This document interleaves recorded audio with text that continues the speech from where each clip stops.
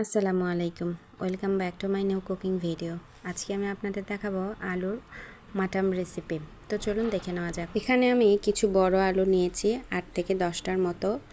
আলুগুলো আমি লম্বা লম্বা করে মোটা সাইজ করে কেটে নিয়েছি। এরপর এগুলোকে পরিষ্কার করে ধুয়ে পাতিলে দিব। তারপর আদা রসুন বাটা, একে একে পেঁয়াজ বাটা, লবণ, গুঁড়ো মরিচ, হলুদ এবং সামান্য পানি দিয়ে আলুগুলোকে সেদ্ধর জন্য চুলায় বসিয়ে দেব। দেখতেই পাচ্ছেন আমার আলুগুলো কত সুন্দর সেদ্ধ হয়ে এসেছে। এখন এগুলোকে আমি তেলানি দিয়ে দেব। এর জন্য কড়াইয়ে সামান্য পরিমাণ তেল দেব। তেলটা গরম হয়ে আসলে কিছু জিরা এর ভেতরে অ্যাড করব।